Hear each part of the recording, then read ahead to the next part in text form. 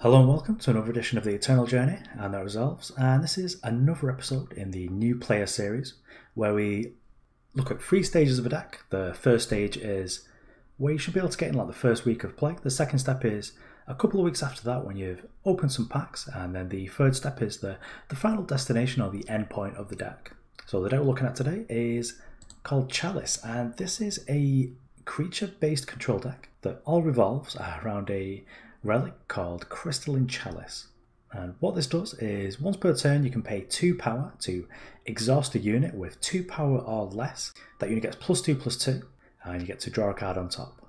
So the way you want to build around this kind of card is that you're going to play a bunch of utility units. So you start off with stuff like Temple Scribe, which draws you a card already when it enters play, as well as cards like Acolyte and Combre Heal, which are really great at stabilising the board. The Combre Heal is going to be a 2/5 for the most part, and it's also going to gain you 3 lives, and in the earlier portion of your playing career that's going to be pretty good against the decks you're going to be facing down.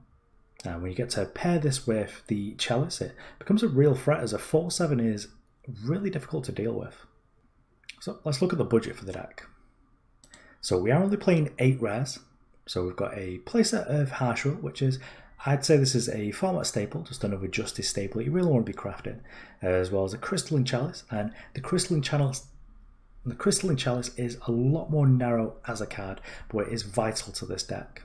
But for the most part, the rest of the deck is mostly commons and uncommons, as most of the utility creatures that you're going to be playing with are just going to be commons and uncommons as well. Like the Luma Defender over here is uncommon, 1/5 for 5, which doesn't sound super great, but this will at least trade with anything your opponent's got, as it does have Deadly, and you also get to gain 5 life when it comes into play. And this becomes another difficult threat for your opponents to deal with when you've got a 3/7 in play that will gobble up pretty much anything if you want to be playing defensive, as well as being practically unblockable if you want to be attacking it. So we did make another budget concession with the deck, however, as we're not playing any of the Channel the Tempest, which typically these decks would play. I'll bring that card up for you. So Channel the Tempest is typically the win condition in these sort of decks, as if you're not able to get in there with your creatures, then Channel to the Face is usually going to be able to end the game, as this will hit your opponent for somewhere between like 9 and 12 damage. And after all your little units have managed to get in a couple of chip damage, then you can usually just one-shot them with this. So I would recommend perhaps crafting 1 or 2 of these. Now you should be able to slot those in, cut a Luma Defender and cut a Stormlinks, and that's a really easy way to get up to the 10 rares if that's where you want to be with this deck. So I think this deck is also a pretty good teaching tool, and it's a really good deck for people who have played other card games to be able to play, as this is a lot different from the general wisdom of when a new player comes, build some beatdown decks. Well, this is very different to that. This is a creature-based control deck with a lot of interaction, really. And there's actually a lot of play to it. We are playing the Stormlinks, which isn't very traditional in Chalice decks anymore. This used to be in like set 1. But what this does is when you're first playing the game and you're sat there in bronze or silver, this is really good against the decks that you're going to be playing against, because if your opponent plays something like an Oniron, which is a 2/1 for 1, you get to flash this in. Well, you get to play with Ambush when your opponent attacks, and then you just get to gobble up their 2/1. And then your Stormlinks is going to be sat there, and you can either activate it with Chalice or just start attacking your opponent with it. So this card as well is slightly off theme for the deck, because most of the units that you want to be chalicing are something that's going to gain you some value when they enter play. So we have things like the Acolyte, where it's going to draw you a sigil just to help you be able to play the Crystaline Chalice, because it does require 2 primal sources, as well as just helping you hit all your power drops and be able to curve out with all these 4 and 5 drops and be able to play and activate stuff in the same turn. But back onto the Stormlinks, I think this is a really good card in the early game. When you're able to hold up other ambushed units like the Desert Marshal here as well, then your opponent's got a lot to think about what they're going to be playing around, and for the most part, against other new players just aren't going to be playing around this stuff. You're going to be able to get them. You're going to feel super clever as well. We do have a lot of silence in the deck as well, which is something that you really want as well, because that's going to help you to figure out what keywords are important, because we've also got on top of the playset of Desert Marshal, we've also got the Archive Curator. And this might not look very impressive, as it is only a 1/4 for 4 with flying. But what this does is, this is going to remove like another flying attack that the opponent's got, so they're down on the ground where you've managed to gum up the ground very well. As well as once you get to activate Crystaline Chalice on this is going to be a 3/7. You're going to be able to end the game relatively undisturbed, as this will be able to attack him pretty easily.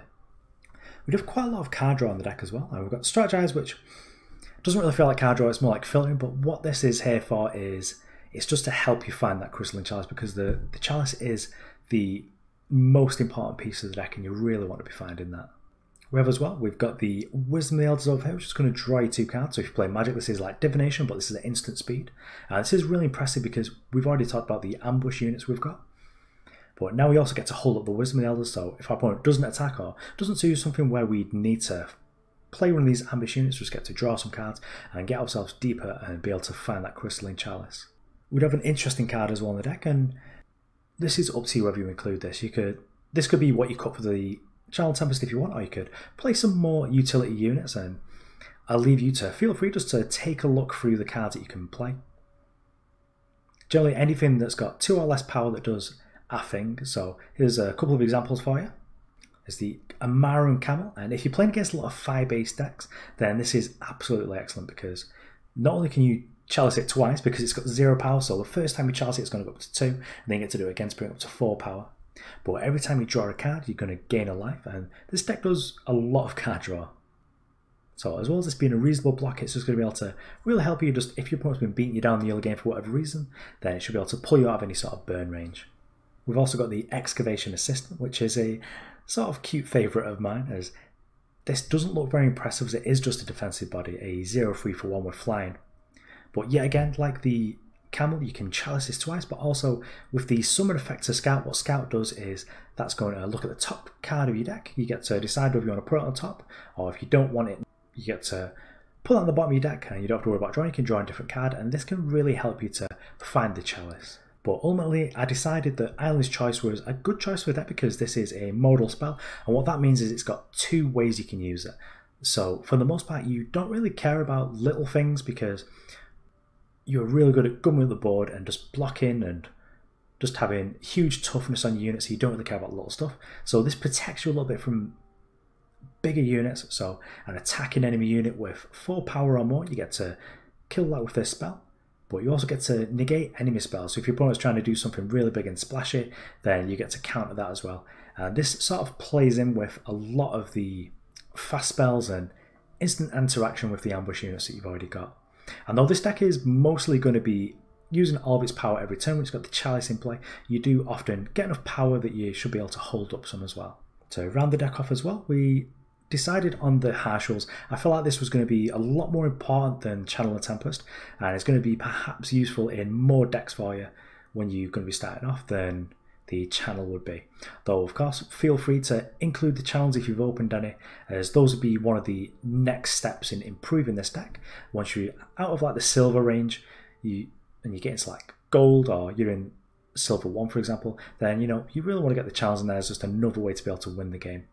But I feel like this deck's very good at teaching people about the game, just the interactions, a lot of small units, and because you've got Harsh Rule as well, you get to really think about what overextending really is, because you can decide, do I want to sort of bait my opponent into playing more stuff? And it's just, there's a lot to think about, and I'm going to credit you as being like an intelligent player, and you're going to be able to figure these things out, and I think this is just really good for a new player. So let's take a look at the upgraded version of the deck.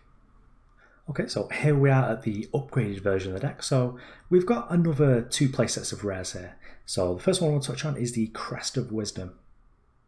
And this is just going to make your power base a lot more consistent, and just having the Scout sigils in your deck means that you're going to be able to have an easier time to either bottom power that you don't need, but also be able to bring yourself closer to being able to find that Crystaline Chalice. The next playset we've included is the Channel the Tempest, and this is really going to be able to help you just end games out of nowhere. You're going to get to flood the board with a lot of your units, and they're just going to be able to challenge your opponent maybe over the course of 2 or 3 turns and just kill them from nowhere without even having to attack. So you get to really play into the defensive strength of this deck, and this deck is really good at defending. If you played Magic and you really like to play sort of defensive control decks or tap out control decks, then this is probably where you want to be. And now I've been playing for a couple of weeks, we're probably in the silver range, maybe even in the gold range. You do want to be looking a little bit more about face Aegis, so we have included the Island's Favour.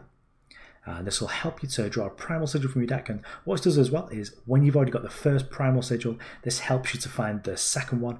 And you do need 2 to actually play a Crystaline Chalice. And another sort of upside of this as well is that you do need 4 primal sources for the Channel of Tempest, which is another thing that you need to be thinking about, and perhaps one of the underlying reasons why it wasn't really included in the beginner's deck list, because it gives you one less thing to have to think about, just worrying about how am I going to build my power base, which sigils am I going to look for with Seek Power and Amber Acolyte. And now the power base is looking back because you do have the crests. It's sort of a time where you get to think about that sort of stuff. But on top of the Island's Favourite, which does give you a Face Aegis, we've also got the Cobalt Waystone. We are quite heavy in primal, so a lot of the time when you do play the Cobalt Waystone, it is going to activate that Face Aegis on you. And what that'll do is it'll protect you from cards like Sabotage, which I'm sure you've seen a few times on ladder, Torches if you're playing against beatdown decks, and Obliterates of course. But the other thing this will protect you from is Azendale's Gift. So if you're playing against someone who's playing Felon colours, then you really want to try and get a Face Aegis around about turn 6 or 7, just so you can protect yourself from Azendale's Gift. As what Azendale's Gift does, it's a pretty dirty card. It's a 7-cost curse, it goes on the player, and that player will be yours of course, and what it does at the end of the turn, you'll be discarding your entire hand, and that's really bad for this kind of deck. And although you can sort of get over that and not care about it too much, because you're going to have a bunch of power in play, and if you're able to activate the chalices, then it's not too bad. You should still be able to grind through and just beat your opponent down. But you really don't want to get that to stick on you if you're being behind at any point, so I think that the Face Aegis is super important. We also should be playing against a lot more time decks at this point. We've got a lot of big threats, so we've gone up on Vanquish and we've also gone up on Island's Choice. For the most part, most of the rest of the deck is relatively unchanged, because Chalice is mostly a really budget-friendly deck anyway. So we've mostly just sort of gone down on goofy cards like the Stormlinks and the Lumen Defender, as great as Lumen Defender is, and this will really help you out in a lot of matchups. We have had to shave numbers somewhere just to be able to fit in the Channel of Tempest, because Channel of Tempest is going to be one of the quickest ways you're going to end the game. Also, by this point, you should have seen a couple of cards and decided sort of things that you might want to include yourself. So, like the cards I've shown you in the first part of the deck list, like the Amaran Camel, you might want to include that. But for the most part, I think it's time that we looked at the complete deck list. So this is the complete Chalice deck list, and you'll notice here that there's only actually one very small change. And that is the addition of the Kofan, the Far Watcher. And Kofan is a legendary, so it's going to take you a while to get these, but I do really like Kofan, as it will help you in a lot of the more grindy matchups as well. And of course this deck's great at grinding. You get to turn all of your units into draw a card, get bigger, and that's going to help you to grind through any sort of removal your opponent's got. But what Kofan does is it gives you a real late game presence and an additional type of way to win outside of just channels. Sorry. So Kofan, as well as just having Endurance, which does make it a little bit of a combo with the Chalice, because this means you get to exhaust Kofan on your turn, Kofan becomes a 4/5, and then on your opponent's turn, Kofan is going to ready again because of that Endurance. But Kofan means that at 10 power, you get to make Kofan, ultimate Kofan, and you get to give Kofan +2/+2, and you get to draw the card. And that's a lot of value for your opponent to have to deal with, because now you've got 2 really big flying bodies, and you've also drawn a card. If you don't have a chance in play as well, you can also play Kofan on 8, just play and activate, but for the most part, in most matchups you are going to be holding Kofan until quite late in the game. You're just going to play with your other units that you don't really care about being answered. And although there are matchups where you might actually just want to play Kofan out, so if you're playing against something that's playing like fire-based units, of course they can torch Kofan, but Kofan is another one of your units which is just going to brick wall their entire deck, because if they're going to be getting in there with 2 2s and 2 1s, then Kofan's a 2/3 and is able to block really well actually. As well as being immune to Permafrost. And Permafrost is a card that Skycrag decks will be playing, and what that is, that's a curse that costs 1, and that'll go in unit and it'll stop it from attacking or blocking. But if your opponent has Endurance, then Permafrost won't affect him. So Kofan's nice in those sort of matchups. Also, when you get to start playing with this card, it's got some pretty sweet voice lines as well. But let's take a look at the rest of the deck. So now the deck is really tuned, and there are some other inclusions that you could make yourself. I mean, maybe you don't even want the Kofan. There's another card you can include. Some people really like to play the Relic of Raider in the deck because it's a really good attacker on blocker, when you're able to chalice this and just make it into a 3-5, it's really good in so many matchups. Like against the beatdown matchups, it makes combat math really difficult for them because they're going to attack in, you're going to block with your raid, you're going to gain free life, and a lot of the time they're going to be attacking losing units, and they're not actually going to be getting anywhere in regards to trying to attack your life total. And in sort of more controlling matchups, then this is just going to keep the cards flowing.